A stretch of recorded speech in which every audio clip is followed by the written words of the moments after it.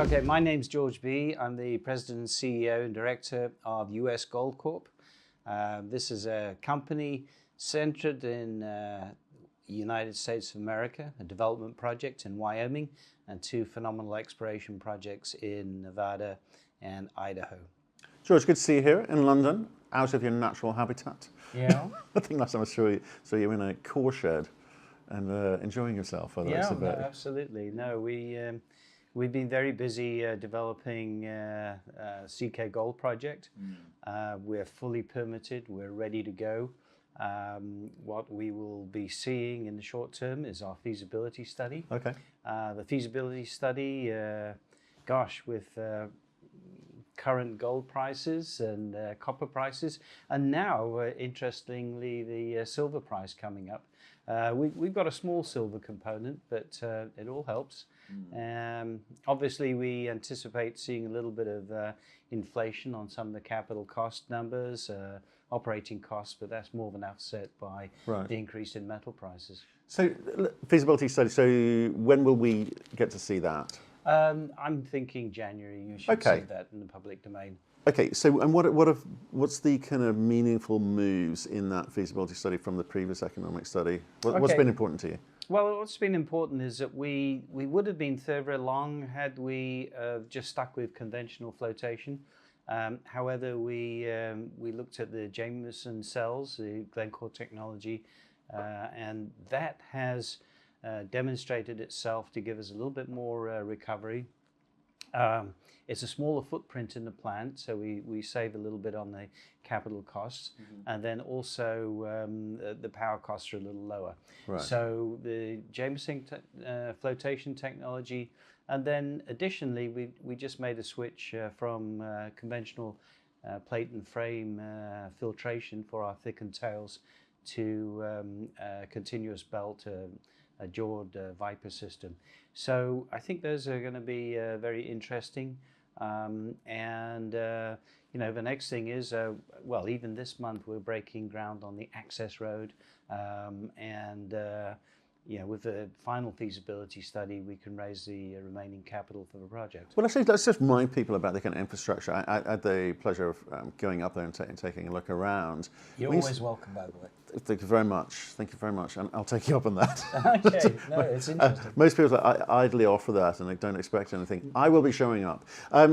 When I took the journey from town, it's about 20 minutes away from site, paved highway, paved roads all the way up to the project. So when you say, breaking ground, what are the other things that you're going to be doing in terms of preparing? Okay, so look,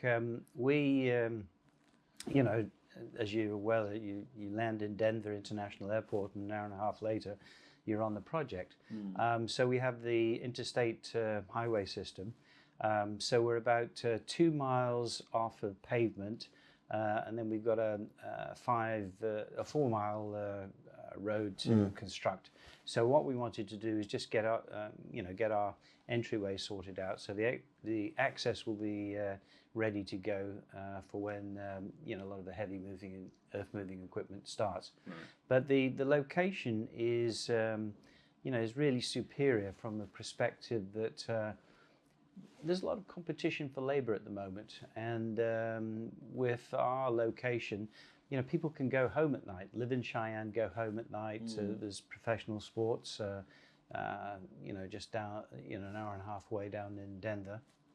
So we're very competitive on the labor side. And then being in the center of a mining hub, it means that we haven't had to build a whole host of warehousing and critical spares and infrastructure with our OEM suppliers in vicinity. Yeah, and there's also a lot of like service providers, which I think we saw if we drove past various points and train lines and so forth. So it's all kind of good from that perspective. You expect the cost to go up from a very low base. Yeah, no, look, and that's precisely it. So a lot of times what you'll see with the project is that there's a huge strip ratio up front, which you have to capitalize. Valadero, which built for Barrick, and Purina, we had to build in power lines. Well, the power line is going to come in from a local substation, and the power providing company is footing the bill with a demand charge for the infrastructure. As I say, it's a very sort of simple operation. Our initial capital is pretty low. So from that perspective,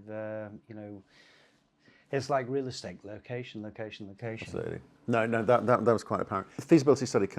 We'll announce the market in January. You're obviously looking at some of the numbers now and getting yourself set up for that. In terms of personnel to execute said plan, where are you today? What more do you need?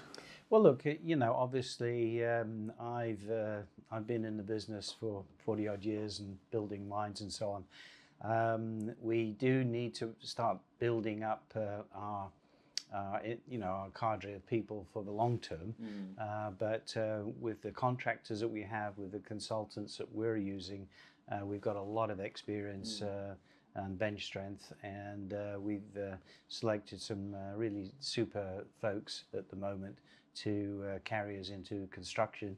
Over the course of the coming year, we're going to see that mine management group come to the project. So what's that actually look like in real terms? Because at this point, we've seen a lot of companies kind of start telling us sort of nearer revenue story. And I don't mean it's not going to be tomorrow. There's a build phase to go through. So I'm interested in the ability of that team to execute. How does one sequence that? As I mentioned, we're Treasury at the moment. We're fine. We're going to be building the access road out of Treasury. Financing comes in the first half of next year. The heavy earth moving equipment rolls in, and we will get a lot of the topsoil stripped, gross earthworks.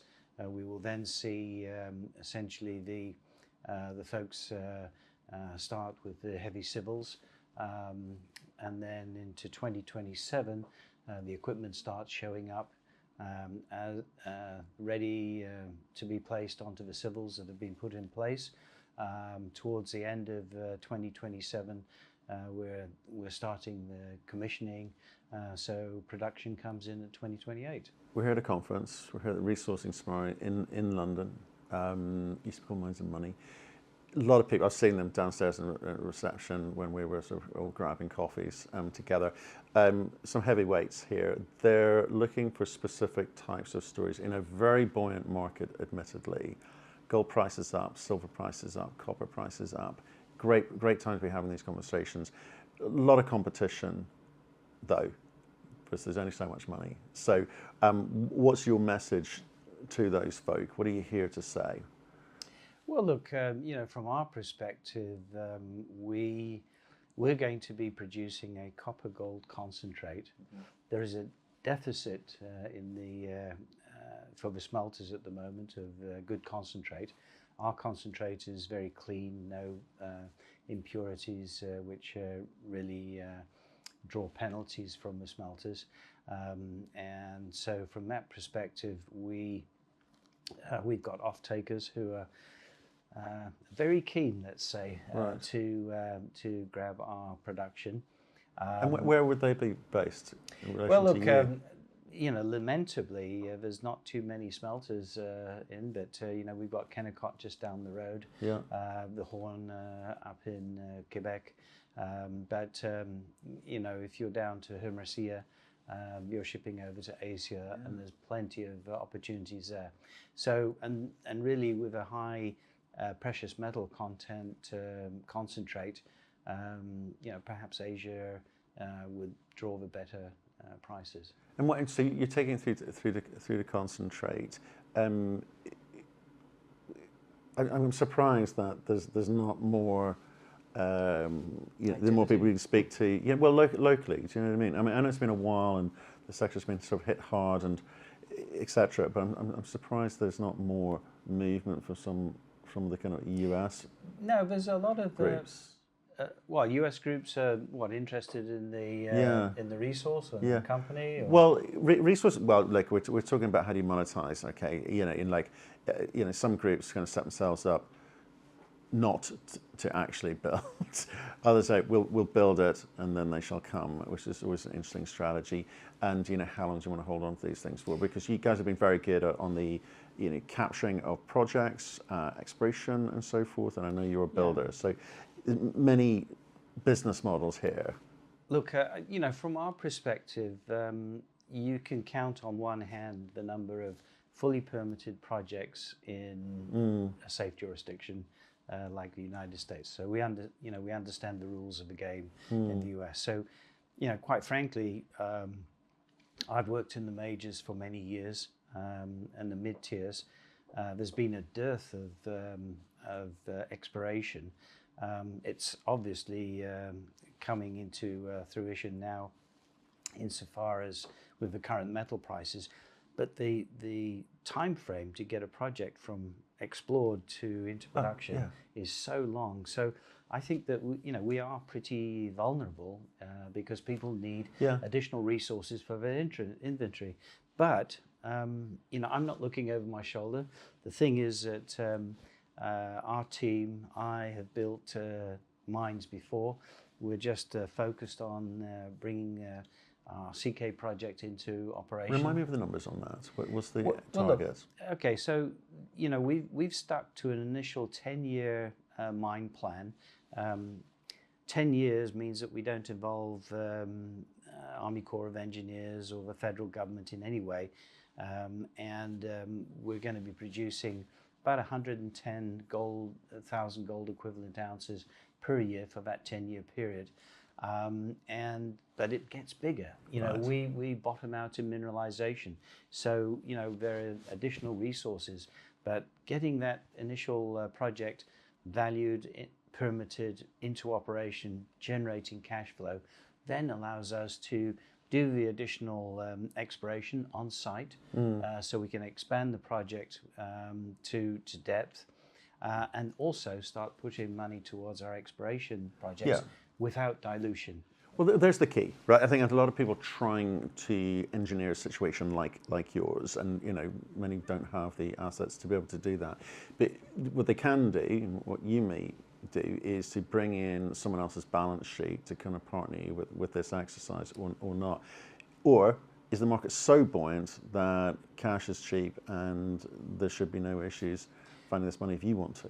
No, look, we're here actually talking, and we've had a lot of folks following us along the journey. I think they're ready to put money into the project, so we can develop, we can sell our concentrate, we can sell forward, many avenues to financing. If we would also look to seeing a partnership. Frankly, as you go into production with one particular asset, it's very simple, low risk, but it's always nice to have the next assets lined up, so you've got a production profile. Well, absolutely. Look, and getting to that cash generative phase as quickly as possible is critical, especially when you've got a portfolio like you have. We've not talked about those yet. Gosh, I mean, the thing is that after South Africa and underground gold and open pit copper, I started out with Barrick, American Barrick in those days. Yeah. When Seems to be again, apparently. Yeah. Well, when Gold Strike was a hill, not a hole, and I look at our Keystone asset, just 11 miles away from the Cortez complex, and you saw the 4 mile announcement recently from Barrick. We've got all the same kind of parameters, the same geology. We've got excellent prospects there, and certainly what we hope to be able to do is really then, with CK Gold up and running, turn our attention back to Nevada, because quite frankly that's where the huge resources a big prize really are. Because I think with CK you've kind of got the 10-year threshold, and beyond, which is great. The bare minimum for bankers to go, it needs at least 10 years. You got over that 100,000 ounce threshold. That's fantastic. But the real prize, in terms of scale of opportunity, seems to be Nevada. It's where people want to play. Well, no, that's true. And as I think back to the early days of Gold Strike, and which actually made Barrick what it is today. We have the same sort of opportunity to find these huge, deep sulfide deposits.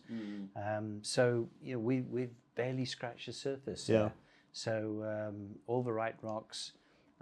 We're fully permitted, ready to go. Yeah. But we've been very prudent because we pivoted the company a number of years ago.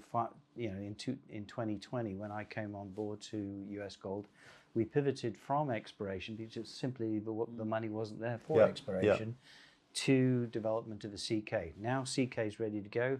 It's going to generate cash, and we can put that cash to work. In for this big discovery. Yeah, and I wasn't suggesting it's not a good project. It's a very good project by anyone's standards, but there'll be cash to spare. I don't think you'll be able to deploy that amount of cash into exploration. Oh, so heck no. It's cash to spare, but the point is you can properly finance an exploration program for something, because like I say, it is a big prize. It's a game changer. It's a different quantum of opportunity ahead of you. So that's the task at hand. Right. Well, look, George, I better let you get back there. These are meant to be quick, short interviews because you're meant to be pounding the street and telling that story. So enjoy yourselves and let us know how you get on, okay? I will do. And by all means, come and see us again. Will do.